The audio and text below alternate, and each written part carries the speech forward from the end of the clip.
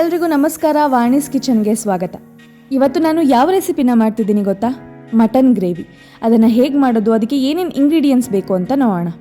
ಕೊತ್ತಂಬರಿ, ಹಸಿಮೆಣಸಿನ್ಕಾಯಿ, ಬೆಳ್ಳುಳ್ಳಿ, ಶುಂಠಿ, ಜೀರಿಗೆ, ಚಕ್ಕೆ, ಲವಂಗ, ಮೆಣಸು ಇದಿಷ್ಟನ್ನು ಇವಾಗ ನಾವು ನೈಸಿಗೆ ರುಬ್ಬಿಟ್ಕೊಳ್ಳೋಣ.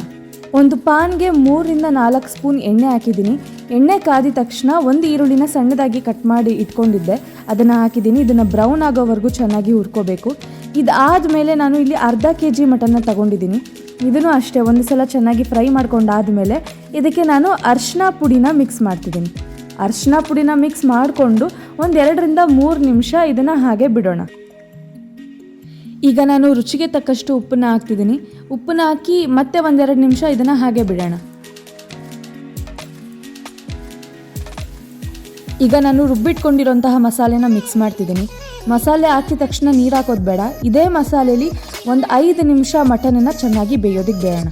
ಬೆಂದಾದಮೇಲೆ ಇದಕ್ಕೆ ಎಷ್ಟು ಬೇಕೋ ಅಷ್ಟು ನೀರನ್ನು ಹಾಕ್ಕೊಂಡು ಒಂದು ಅರ್ಧ ಗಂಟೆ ಇದನ್ನು ನಾವು ಚೆನ್ನಾಗಿ ಬೇಯಿಸ್ಕೊಳ್ಳೋಣ. ಕುಕ್ಕರಲ್ಲಿ ಮಾಡೋರು 1 ವಿಷಲ್ ಹೊಡೆಸ್ಕೊಂಡ್ರೆ ಸಾಕು, ಇಲ್ಲ ಅಂದರೆ ಈ ರೀತಿ ಒಂದು ಅರ್ಧ ಗಂಟೆ ಬೇಯಕ್ಕೆ ಇಟ್ಕೊಂಡ್ರೆ ಸಾಕು. ವಾವ್, ಮಟನ್ ಗ್ರೇವಿ ರೆಡಿಯಾಗಿದೆ. ಬಿಸಿ ಬಿಸಿ ಅನ್ನದ ಜೊತೆ ತಿಂತಿದ್ರೆ ಆಹಾ ಮಸ್ತಾಗಿರುತ್ತೆ. ನೀವು ಒಂದ್ಸಲ ಟ್ರೈ ಮಾಡಿ, ಹೇಗೆ ಬಂತು ಅಂತ ಕಮೆಂಟ್ ಮಾಡೋದನ್ನು ಮಾತ್ರ ಮರಿಬೇಡಿ. ಯಾರಿನ್ನೂ ನನ್ನ ಯೂಟ್ಯೂಬ್ ಚಾನಲ್ನ ಸಬ್ಸ್ಕ್ರೈಬ್ ಮಾಡ್ಕೊಂಡಿಲ್ವೋ ಈಗಲೇ ಹೋಗಿ ಸಬ್ಸ್ಕ್ರೈಬ್ ಮಾಡ್ಕೊಳ್ಳಿ. ನೆಕ್ಸ್ಟ್ ವಿಡಿಯೋದಲ್ಲಿ ಸಿಗ್ತೀನಿ. Love you all.